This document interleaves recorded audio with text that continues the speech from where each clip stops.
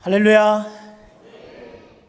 우리 한번 따라해 볼까요? 누가 뭐래도 하나님은 나를 가장 사랑하십니다.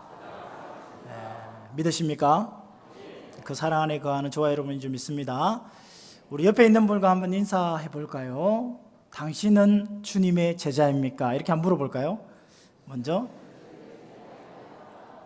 그러면 이 물음을 받는 여러분은 어떻게 대답해야 될까요? 당연하죠. 이렇게 해야 되죠. 당근입니다. 이렇게 얘기해야 되잖아요. 그죠? 한 번만 더 해보겠습니다. 당신은 주님의 제자입니까? 아멘 하시든지 답이 있으셔야죠. 저와 여러분은 주님의 제자인 줄 믿습니다. 우리가 주님을 만나고 주님을 닮아 주님의 제자가 되어서 지금 이 자리에 그리고 세상 가운데 나가서 하나님이 기뻐하시는 일을 감당하는 하나님의 백성인 줄 믿습니다. 요한복음에서는 예수님께서 복음을 전파하시기 전에 제일 먼저 하신 일이 있습니다. 예수님이 어떤 일을 하셨냐면요, 제자를 부르시는 것입니다. 여러분, 일도 중요하지만 그 일을 누군가와 함께 하느냐가 참 중요하죠. 어떤 사람과 어떤 일을 하느냐가 참 중요한데, 대통령이 만약에 이제 처음 당선이 되고 난 다음에 제일 먼저 하는 일이 바로 내각을 구성하는 일 아닙니까? 사람을 세우는 것이 중요하기 때문에 그 사람과 또 모든 일들을 함께 해야 하기 때문에 참 사람 세우는 것이 참 중요합니다. 그래서 예수님이 일을 하시기 전에 제자를 부르시고 사람을 먼저 세우심을 보게 됩니다. 그런데 예수님이 제자들을 부르시고 세우시는 이 모습이 우리가 생각하는 그런 모습과 조금 다르다는 것 여러분 아시죠? 세상 사람들은요, 개인의 능력과 그 정치하는 사람들은 계파의 그런 균형을 위해서 안배를 신경 써서 그렇게 사람을 채용하고 세우는데 예수님은 그렇게 하지 않으신 것 같아요. 우리가 생각하는 것과 영 다른 예수님의 세우심을 보게 되는데, 예수님은요, 하나님의 나라를 세우기 위해서, 하나님의 나라를 위해서 사람을 세우고 있더라는 거죠. 그런데 그 시대뿐만 아니라, 예수님이 사셨던 그 시대뿐만 아니라 지금 저와 여러분도 예수님이 세우는, 주님의 제자로 세우는 저와 여러분인 줄 믿습니다. 신약 시대의 그런 제자들뿐만 아니라 현재도 예수님은 제자를 세우시는데요, 오늘 예수님을 만난 사람들이 어떤 사람들이고 또 그들이 예수님의 제자가 되기까지 주님이 어떻게 세우시는가를 우리가 살펴보면서 함께 은혜를 나누려고 합니다. 그래서 나는 진짜 예수님의 제자로 세움을 받았는가 한번 생각하고, 그렇지 않다면 어떻게 하면 예수님의 제자가 될 수 있는지, 예수님의 제자가 어떤 사람인지를 함께 나누는 시간이었으면 좋겠습니다.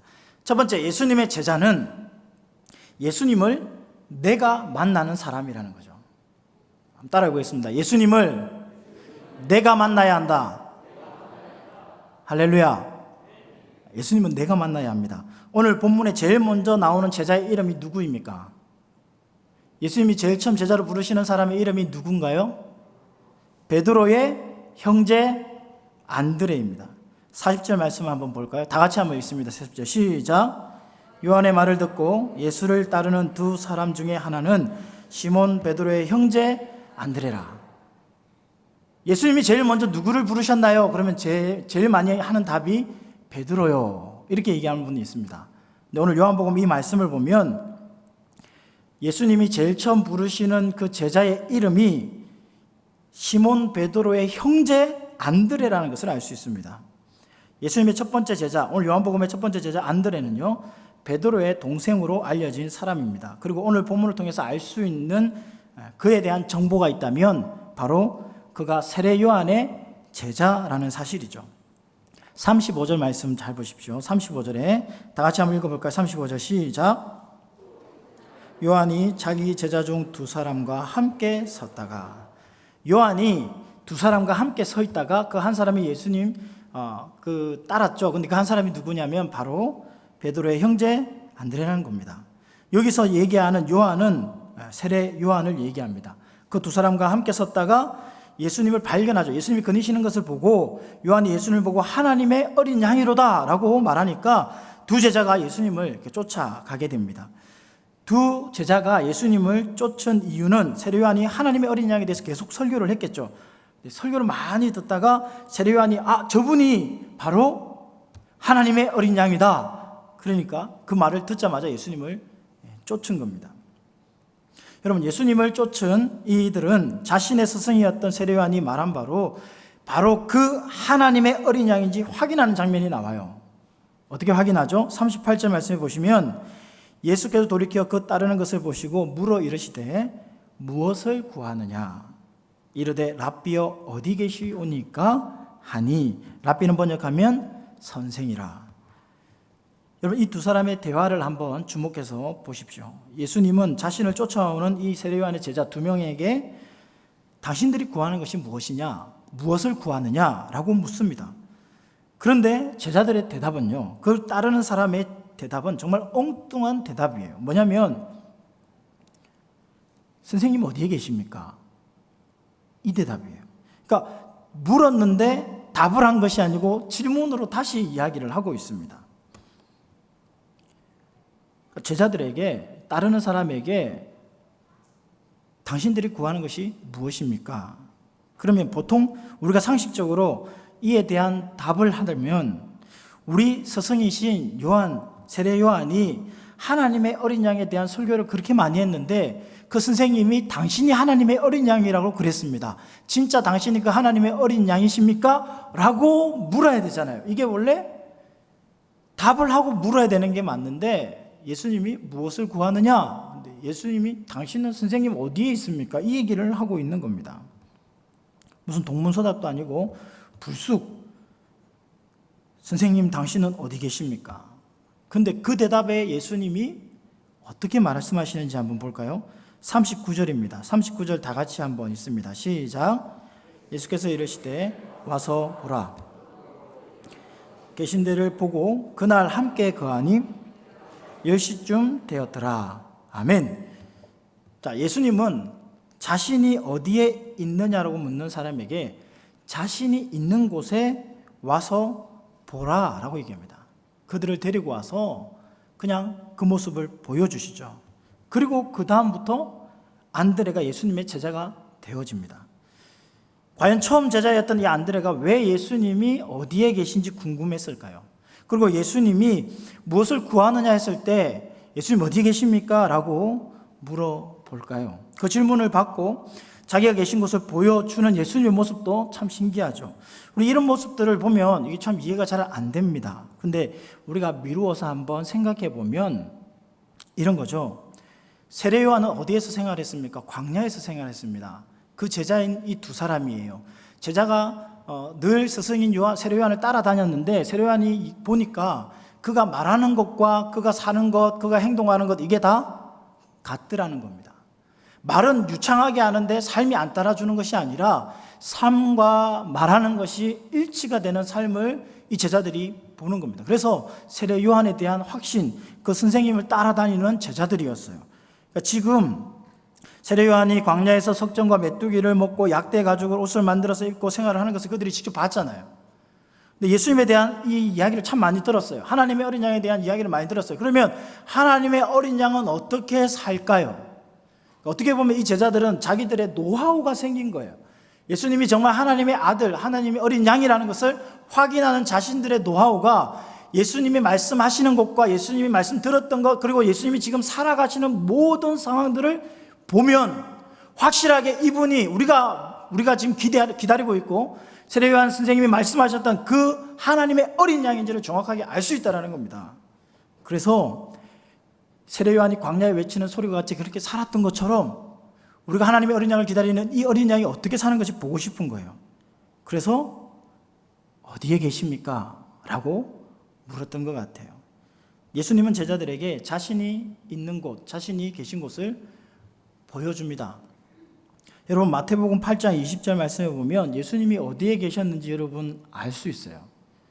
제가 읽어드릴게요. 8장 20절에 예수께서 이르시되 여우도 굴이 있고 공중의 새도 거처가 있으되 인자는 머리 둘 곳이 없다 하시더라. 예수님이 어디 계셨나요? 머리 둘 곳이 없는 거예요. 여러분 예수님의 삶도 세례 요한의 삶과 별반 다르게 없습니다. 여러분, 우리의 삶을 있는 그대로 보여주는 것보다 더 확실한 것은 없죠. 여러분, 강단에서 보여지는 모습과 가정에서 보여지는 모습이 다르다면 그것만큼 힘들고 어려운 일은 없을 겁니다. 특별히 제가 목회자의 아들이잖아요. 목회자의 자녀잖아요. 그러면 친구들, 그러니까 목회자들 자녀들을 이렇게 봤을 때 대부분 많은 사람들이, 많은 친구들이 이렇게 방탕한 길을 떠나게 되는 이유가 뭐냐면 강단에서의 아버지의 모습과 내려와서 가정에서 아버지의 모습이 다르더라는 겁니다. 그 모습을 보고 가치관에 혼란이 오고 정체성이 혼란이 와서 결국에는 방황하는 그런 처음 시작이 되어지더라는 거죠. 분명히 말씀은 잘 살아야 된다, 거룩하게 살아야 된다 이렇게 얘기하는데 집에 와서는 이게 언제 그랬냐는 듯이 막 생활을 하는 그런 모습들을 보니까 너무 이렇게 마음이 이렇게 복잡하게 되어지더라는 겁니다. 그래서 저도 정말 열심히 살려고 노력합니다. 어떻게 해요? 강단에서 말씀 전가하는 이 말씀대로 순종하며 살아보려고 정말 발버둥처럼 그렇게 하며 살아보고 있습니다. 제가 초반에 제가 진량제일교회에 제가 사역을 할 때에 제가 그런 쪽으로 좀 많이 이렇게 도전을 받고 많이 행했어요. 설교를 만약에 제목을 이렇게 정했잖아요. 높은 곳에 아니면 어느 곳에 깃발을 꽂아야 된다 이렇게 설교 제목을 정했다면 그 주간에 집사님들하고 짐 싸가지고 동봉에 가가지고 깃발을 꽂고 내려와야 되는 거예요. 진짜 한번 찍어보고 눈 덮인 그 동봉에 올라가서 정상에 깃발을 한번 꽂아보고 내려와서 그 설교를 하는 겁니다. 그러니까 함께 했던 그 집사님들이 함께 해보니까 그 설교가 더 이렇게 와닿게 되어지더라고요. 저도 제 삶에서 제가 말한 대로 그렇게 살려고 노력하고 그렇게 살고 있는 것을 말하려고 노력을 많이 합니다. 제가 그렇게 하는 것은 많은 성도들도 있지만 저희 가정에 저를 보고 있는 자녀들이 있기 때문에 그렇죠. 정말 내가 말하는 것과 행동하는 것 이게 삶과 일치가 되어서 정말 이 말이 정확하게 호소력이 생기는 거예요. 정말 이 성도들도 마찬가지입니다. 신앙생활은요, 교회와 가정 그리고 직장의 모든 곳에서 한결 같아야 합니다. 교회에서만 집 사고 가정과 직장에서는요 전혀 다른 인생을 살아간다면 이건 진짜 예수님이 원하시는 삶이 아니라는 거죠. 예수님은 그 모습을 제자들에게 보여주셨어요. 내가 말한 것, 내가 어떻게 살아가는 것 와서 보라는 겁니다. 두 제자에게 예수님은 와서 보라고 얘기하시죠. 이것을 좀 더 원문에 가깝도록 해석을 하면요 이렇게 됩니다. 오라, 그리하면 알 것이다. 오라, 그리하면 알 것이다. 네가 와서 보면 내가 말하는 것, 내가 사는 것 같다라는 것 알게 된다는 거죠. 여러분, 이때 시간이 10시쯤 되었다고 말하죠. 유대의 나라 10시는요 우리나라 시간으로 하면 오후 한 4시 정도 되어집니다. 여러분, 이 시간을 기억한다는 것은 어떤 의미가 있습니까? 여러분, 특별하게 여러분 기억에 남을 때 어떤 특별한 순간이 되면 그 날과 그 시간은 잊어버릴 수가 없어요.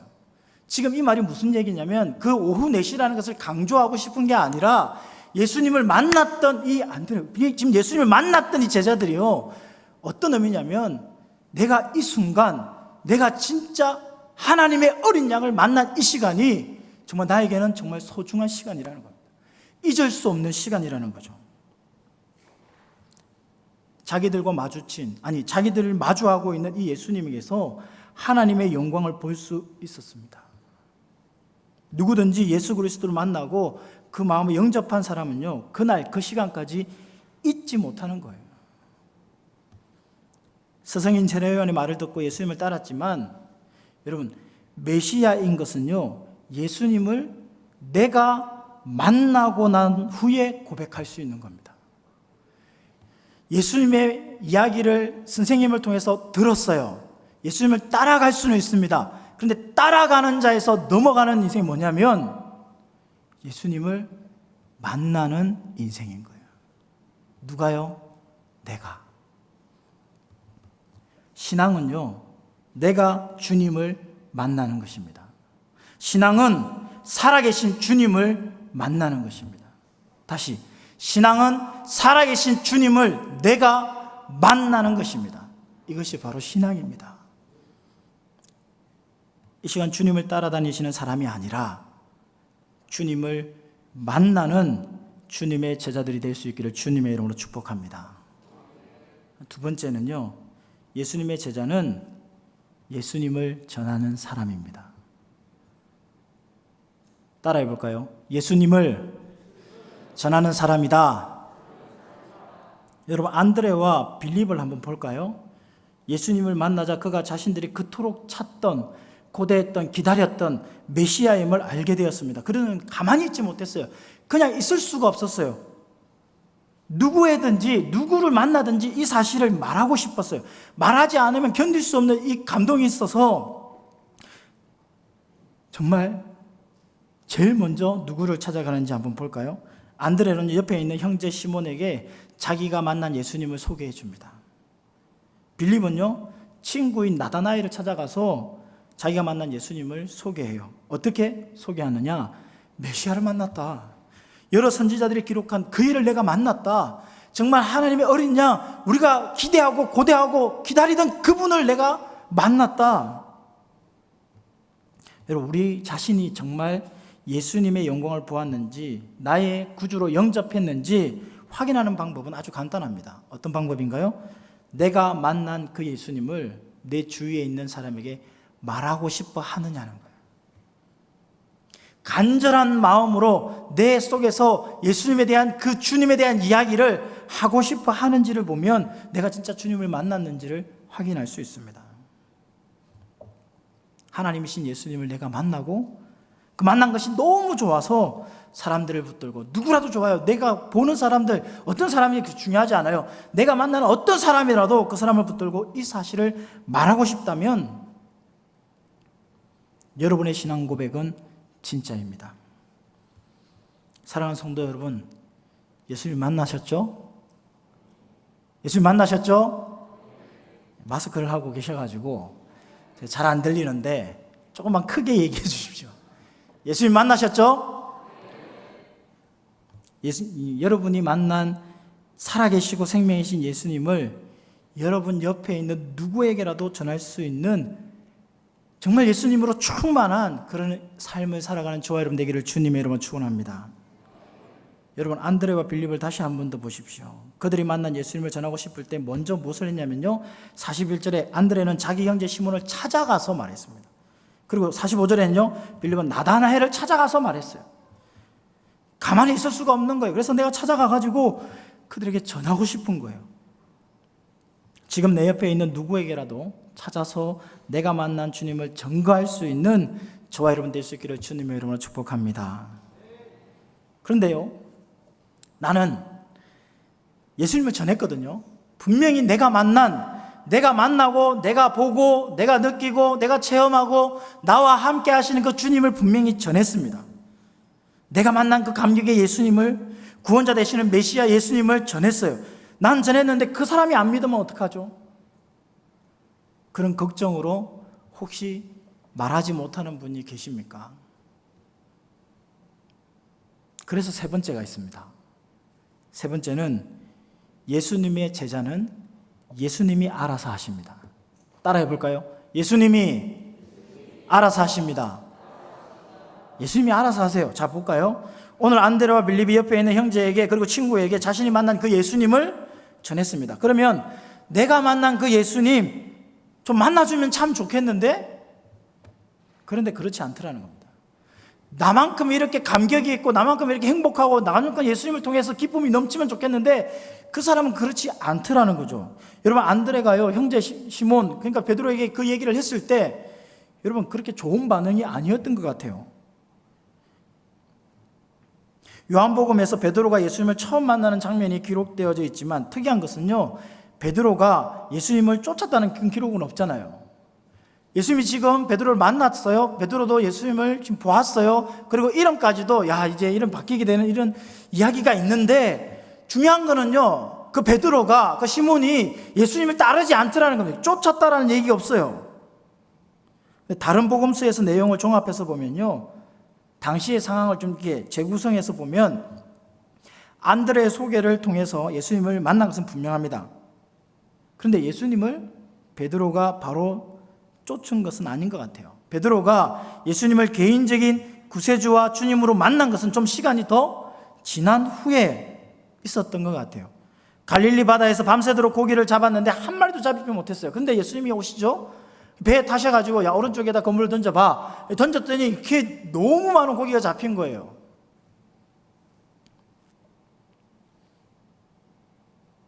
그리고 예수님 앞에 엎드리죠. 나는 죄인입니다. 이 고백과 함께 모든 것을 다 버려두고 배와 그물 이거 다 버리고요. 예수님을 쫓았다는 내용이 기록되어져 있습니다. 여러분 그의 동생 안드레가 예수님을 소개한 것은 베드로에게 행운과 같은 이야기였어요. 그렇지만 아무리 자신의 동생이 예수님을 소개했다 해도요. 중요한 것은 베드로가 예수님을 경험해야 하는데 그렇지 못했다는 겁니다. 베드로가 예수님을 경험하지 않으면 아무 소용이 없는 거예요. 아무리 그 능력의 예수님을 전가하고 메시아진 예수님을 전가하고 하나님의 어린 양으로 이 땅에 오신 예수님을 전가한다 할지라도 그가 예수님을 만나지 못하면 그가 예수님의 능력의 예수님을 만나지 못하면 아무 소용이 없는 거예요. 우리는 형제에 의해서 아니 부모님에 의해서 아니면 아내를 통해 아니면 남편을 통해서 혹시 이웃의 손길을 통해서 이 자리에 앉아 있을 수 있습니다. 그러나 중요한 것은요. 개인적으로 주님을 만나는 경험이 있어야 한다는 것입니다. 여러분 베드로도 이 동생인 안드레에 의해서 예수님을 소개받았지만 그것이 전부였어요. 정말 중요한 것은요. 그가 예수 그리스도를 개인의 구주와 주님으로 경험하고 영접한 사실입니다. 이 일을 여러분 전하는 사람이 하는 겁니까? 아니죠. 이 일은 주님이 하시는 일입니다. 우리는 내가 만난 예수님을 증거하면 돼요. 그 다음에 주님이 하십니다. 예수님을 증거했는데 믿지 않습니까? 걱정하지 마세요. 그때부터 주님이 일하시는 줄 믿습니다. 어떻게 알 수 있나요? 성경에 나와 있어요. 여러분 베드로도요 갈릴리에 그물을 씻고 있을 때 누가 찾아와요? 예수님이 찾아와요. 고기를 못 잡고 이제 새벽에 이제 그물을 이제 씻고 한 마리도 못 잡았네 하고 두들두들거리고 있을 때 예수님이 찾아오시더라는 겁니다. 그리고 예수님이 만나 주시더라는 거죠. 여러분 빌립이 나다나엘 증거했을 때요 나다나엘이 뭐라 하는 줄 알아요? 무슨 나사렛에서 선한 것이 나냐고 그렇게 얘기했던 친구입니다. 그런데 주님이 나다나엘을 만나 주시니까 어떤 고백이 있습니까? 하나님의 아들이시오 이스라엘의 임금이로 소이다 하는 고백을 그가 할 수 있는 겁니다. 우리는 증거합니다. 하지만 그가 증거한 그 얘기를 듣는 것으로 끝나는 것이 아니라 그 얘기를 듣고 따라가는 것으로 끝나는 것이 아니라 그 주님을 내가 만나야 한다는 사실입니다.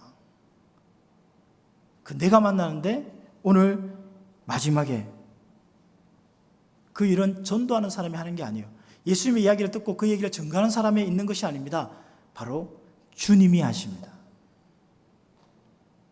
우리는 내가 만난 주님, 내가 만난 예수님, 그 예수님을, 그 감사를, 그 기쁨을 전하는 거예요. 그럼 그 주님이 만나주시고 회복시키시고 구원하시고 살리시는 줄 믿습니다.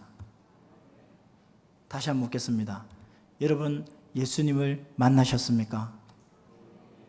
예수님의 제자이십니까? 그러면 증거하십시오.